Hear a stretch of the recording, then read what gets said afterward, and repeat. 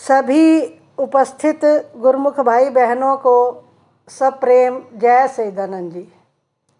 आप सभी गुरु के प्यारों के हृदय मंदिर में विराजमान श्री परमहंस दयाल जी महाराज जी के पावन श्री चरणारविंदों में इस दासी का श्रद्धा युक्त नमन स्वीकार हो। श्री परमहंस गुरुदेव जी निराकार साकार, जिनकी पद नख ज्योति से आलोकित संसार, परम पुरुष पूरन धनी आनंद घन सुख रूप, सर्वारंभ में पूजिए पावन चरण अनूप, सर्वारंभ में पूजिए श्री सतगुरु चरण अनूप। बोलो जयकारा बोल मेरे श्री गुरु महाराज की जय। विवेकशील विचारवान गुरुमुख भाई बहनों, हमारा असीम सौभाग्य है हमें श्री परमहंस दयाल महाराज जी की पावन श्री चरण शरण प्राप्त है। गुरुदेव के नित्य प्रति महिमा गायन का उत्तम समय मिला है। उनके दिशा निर्देश प्रतिदिन प्राप्त होते हैं। सभी गुरुमुख जन मिल बैठकर गुरुदेव की महिमा का गायन करते हैं, भजन बंदगी करते हैं। जिस कार्य के लिए मनुष्य इस संसार में आया है उस कार्य की ओर आगे निकलने की कोशिश कर रहे हैं। हम प्रयत्नशील हैं कि भक्ति के मार्ग पर चलते रहें।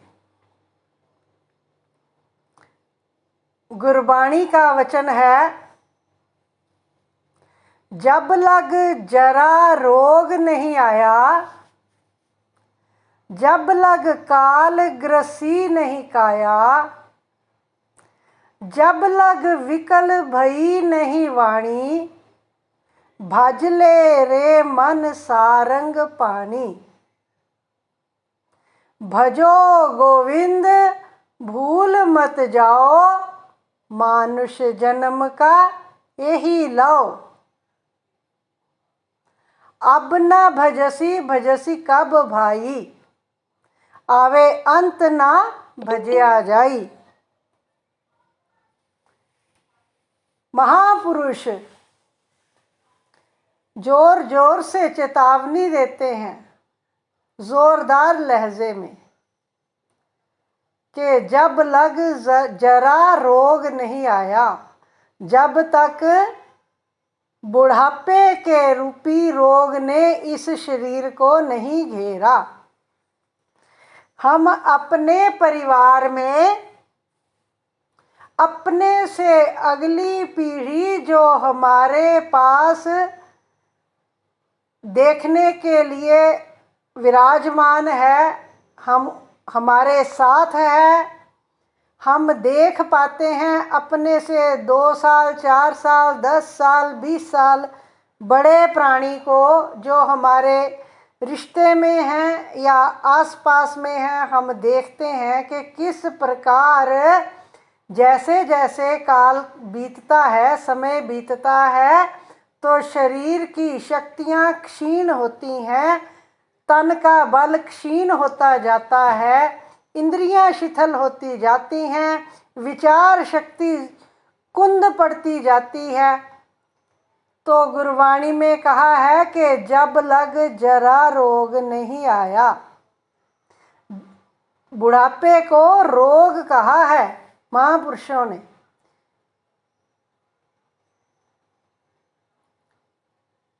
एक बार लुकमान के पास एक बुजुर्ग व्यक्ति आया और उनके पास आके बैठा और कहने लगा कि भाई आप हर रोग का इलाज करते हो, तो आप मेरा इलाज करो। लुकमान ने पूछा आपको क्या कष्ट है? तो कहने लगा मेरे सिर में दर्द रहता है, हर वक्त मेरा सिर भारी रहता है। लुकमान ने कहा कि मेरे पास आपके सिर दर्द का कोई इलाज नहीं, ये बुढ़ापे का रोग है, ये बुढ़ापे की निशानी है। जब बुजुर्गी अवस्था आती है तो विचार शक्ति कुंद पड़ जाती है, जोर लगाते हैं सिर दर्द होना शुरू हो जाता है। कहता मुझे और भी तकलीफ़ है। क्या? कि मेरे आँखों से पानी गिरता है। वो कहता है जी इसकी कोई दवाई नहीं है मेरे पास, क्योंकि ये बुढ़ापे की निशानी है। मुझे सुनाई कम देता है, ये बुढ़ापे की निशानी है। मेरे कमर में दर्द रहता है, मेरे घुटनों में दर्द रहता है, मैं चल नहीं पाता। लुकमान उसके प्रत्येक कष्ट का एक ही बात बताता है कि ये आपको बुढ़ापा घेर रहा है, मेरे पास इन रोगों का कोई इलाज नहीं है। ये आज की बात नहीं है, आज टेक्नोलॉजी बहुत एडवांस है, साइंस ने बहुत तरक्की कर ली है, अनेक बीमारियों का इलाज ढूंढा है।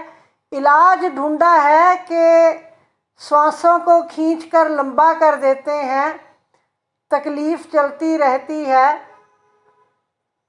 तो साइंस ने तरक्की की है, इसलिए शरीर के दर्द का भी कुछ ना कुछ इलाज है। पर महापुरुष अपनी वाणी में फरमाते हैं कि जब लग जरा रोग नहीं आया, जब तक बुढ़ापा नहीं आकर घेर लेता। पहले बुढ़ापा घेरेगा, फिर इंद्रियां शिथिल हो जाएंगी, शरीर काम करना बंद कर देगा, विचार शक्ति क्षीण हो जाएगी, विचार शक्ति शून्य हो जाएगी। और फिर क्या होगा? तत्पश्चात काल के मुंह में ये शरीर चला जाएगा। जब लग काल ग्रसी नहीं काया, जब लग विकल भई नहीं वाणी, बोलना भी साफ नहीं रहेगा। अपनी बात को कहने के लिए जीवा के पास ताकत नहीं रहेगी, बोल नहीं पाएंगे, व्याकुल हो जाएगा इंसान, पर अपनी बात नहीं रख पाएगा। तो कहते हैं भजले रे मन सारंग पानी। ऐ मन, जब तक के ऐसी अवस्था आए, इससे पहले के ऐसी अवस्था आए, प्रभु के नाम के सिमरन में चित्त को लगा लो। मालिक के नाम को जपने के लिए, सिमरन के लिए महापुरुषों ने जोर दिया है, जोर देकर समझा रहे हैं कि नाम जपो, नाम जपो, नाम जपो। ऐसा ना हो कि वक्त हाथ से निकल जाए। इसीलिए नित्य प्रति सतगुरुदेव हमारे इष्ट देव महाप्रभु अपने मुखारविंद से नित्य प्रति 2 घंटे भजन ध्यान करने को फरमाते हैं। ये सतगुरुदेव की आज्ञा है। हमारे पंचम पातशाह सतगुरुदेव भी, अगर कोई भी गुरमुख, कोई भी प्रेमी श्री चरणों में विनती करता कि महाप्रभु मेरा ये कष्ट है, आप इस कष्ट का निवारण कर दीजिए, तो महाप्रभु सदा 2 घंटे के भजन ध्यान पर जोर दिया करते थे। फरमाते थे कि तुम 5 नियमों की परिपालना और 2 घंटे का ध्यान करो, तुम्हारा ये कष्ट कट जाएगा। अनेकानेक उदाहरण संतों ने अपने सत्संग वचनों में सुनाए हैं। किस किस प्रेमी के साथ कैसे कैसे चमत्कार हुए हैं, कैसे कैसे उनके दर्दों का निवारण हुआ है, पर केवल उन्हीं का जिन्होंने महापुरुषों के, अपने इष्ट देव के वचनों पर जीवन को चलाया। हम बहुत बार सत्संग में इस प्रकार के वचन भी सुना करते हैं और ये सही है, बिल्कुल 100% सही है कि श्री दूसरी पातशाही जी, श्री तीसरी पातशाही सतगुरुदेव, श्री चतुर्थ पातशाही सतगुरुदेव जी 1 घंटा भजन ध्यान पर बहुत जोर दिया करते थे। हर गुरुमुख के लिए 1 घंटा सिमरन अनिवार्य है, कोई भी गुरुमुख इससे गाफिल ना रहे। आज जब समय ऐसा आ गया है, जिस प्रकार काल की गति होती है, जिस प्रकार की परिस्थितियां होती हैं, उसी प्रकार से इलाज भी, जैसे जैसे रोग आते हैं वैसे वैसे इलाज भी परिष्कृत सुसंस्कृत होते जाते हैं। नित्य प्रति नई खोज होती है और नए रोग आते हैं तो नए इलाज आते हैं। इसी प्रकार महापुरुष भी अब हमें 2 घंटे के सिमरन पर बल देते हैं। अब 2 घंटे का मतलब क्या है? यूँ भी जब मनुष्य का जन्म होता है, जन्म से पहले माँ के गर्भ में होता है, तो वो परमात्मा से प्रार्थना कर रहा होता है कि मालिक मुझे इस अंधकूप से निकालो, तू जो कहेगा मैं करूँगा। उस समय मालिक के साथ प्रत्येक प्राणी ने, हम सब, आपने, हमने, सभी ने मालिक के साथ ये वायदा किया कि हम अपने तन मन धन का दशमांश, 10वां हिस्सा, तन मन धन का 10वां हिस्सा हे मेरे मालिक तेरे चरणों में अर्पित करूँगा। इस हिसाब से 10वां हिस्सा 24 घंटे का पूरा दिन, इसमें से इसका 10वां हिस्सा निकाल लीजिए, 2 घंटे 40 मिनट बनते हैं।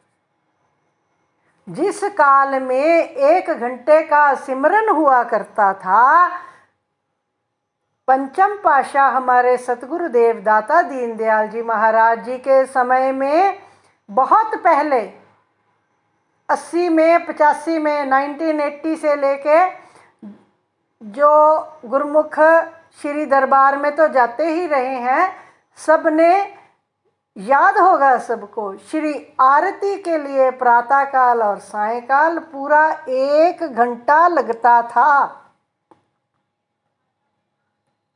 अगर किसी के पास उस समय की कैसेट हो आरती की, तो वो इस वक्त भी सुनकर देख सकते हैं। और 20 मिनट का मौन ध्यान हुआ करता था, सभी को पता है।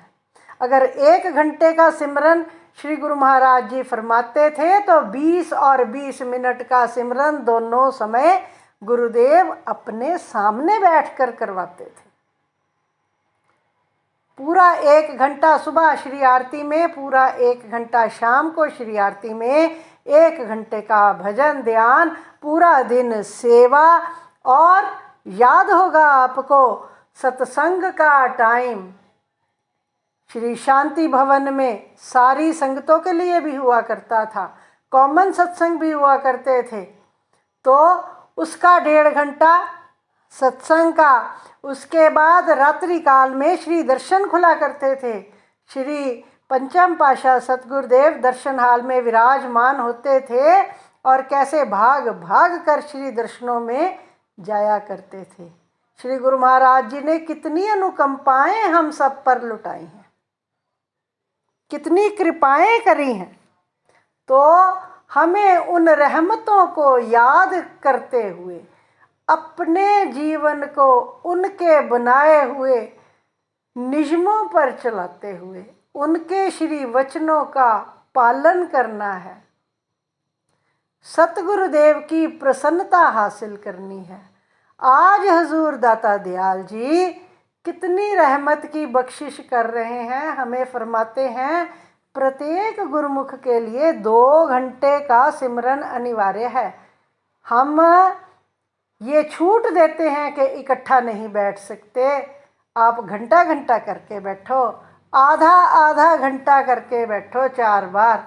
अरे 4 बार नहीं बैठ सकते, 6 बार बैठ जाओ, पर 2 घंटे पूरे करो। अब जो गुरुमुख अपने इष्ट देव महाप्रभु के श्री वचनों पर जीवन को चलाएगा, सतगुरुदेव ने उनका लोक और परलोक में साथ निभाने का जिम्मा उठाया है।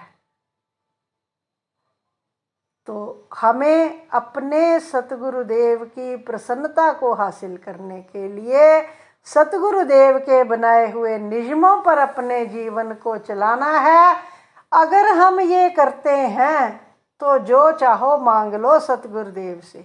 वैसे तो मांगने के लिए सर्वोत्तम सतगुरु का प्रेम है, सतगुरु के श्री चरणों की भक्ति है। जिसको भक्ति की दात, प्रेम की दात मिल जाती है, उसके पीछे सारी कृपाएं सतगुरु की गुरुमुख की सेवा करने के लिए हाजिर हो जाती हैं, हाथ बांध कर खड़ी होती हैं। तो हमने अपने सतगुरुदेव के बनाए हुए नियमों पर जीवन को चलाना है, अपना लोक सुखी परलोक सुहेला बनाना है, महापुरुषों की प्रसन्नता हासिल करनी है, मनुष्य जन्म का लक्ष्य प्राप्त करना है। बोलो जयकारा बोल मेरे श्री गुरु महाराज।